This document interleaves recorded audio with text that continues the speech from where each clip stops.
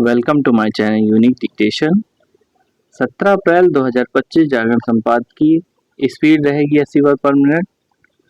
आज का शीर्षक है अदालत में वक्फ कानून। तो आइए लिखना स्टार्ट करते हैं। स्टार्ट।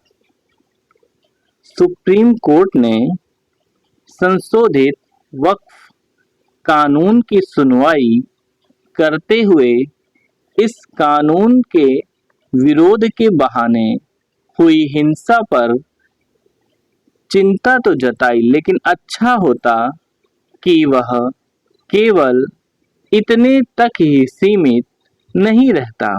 उसे वक्फ कानून के विरोध के नाम पर हिंसा करने वालों को सख्त संदेश देने के साथ ही राज्य सरकारों और विशेष रूप से बंगाल सरकार को निर्देश देने चाहिए थे कि इस हिंसा पर हर हाल में लगाम लगे।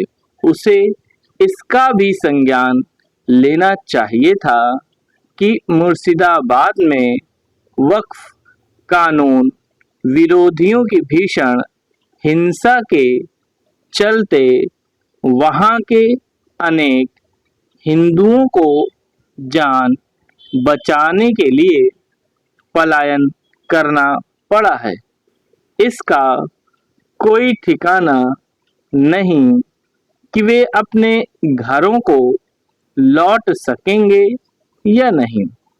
उससे मुर्शिदाबाद की हिंसा पर ध्यान देने की अपेक्षा इसलिए थी क्योंकि उसके समक्ष इसकी गुहार लगाई जा चुकी है।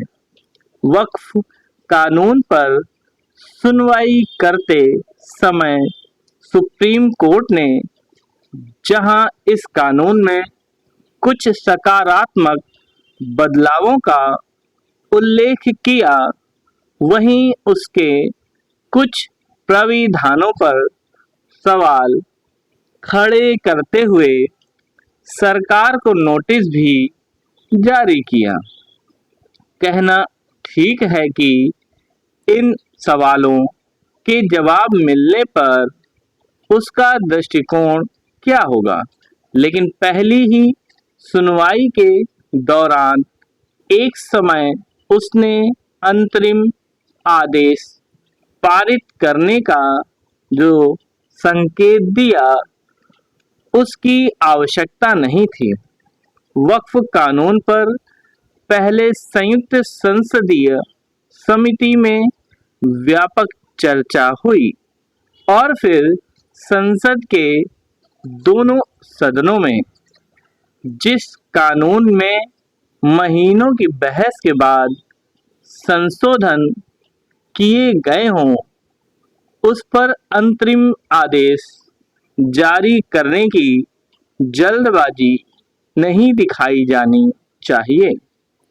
यह ठीक है कि वक्फ कानून को लेकर 70 से अधिक याचिकाएं दायर की गई हैं, जिनमें अधिकतर उसके विरोध में है, लेकिन इसकी अनदेखी ना की जाए कि यह एक महत्वपूर्ण कानून है और उसके कुछ प्राविधानों में संशोधन आवश्यक हो गए थे। वक्फ कानून की संवैधानिकता की परख में हर्ज नहीं।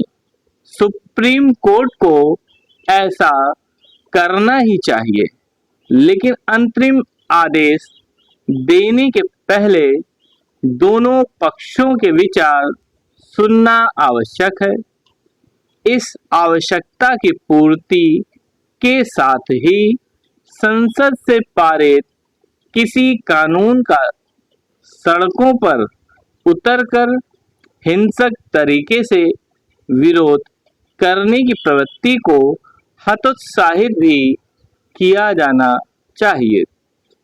तब तो और भी जब उस कानून पर सुनवाई हो रही हो। पिछले कुछ समय से यह प्रवृत्ति बढ़ी है। इसके पहले नागरिकता संशोधन कानून का सड़कों पर उतरकर विरोध किया गया था। इस दौरान अराजकता का भी प्रदर्शन किया गया, लेकिन सुप्रीम कोर्ट ने उसका यथोचित तरीके से संज्ञान नहीं लिया। इससे खराब स्थिति तब बनी जब कृषि कानूनों का उग्र तरीके से विरोध किया गया।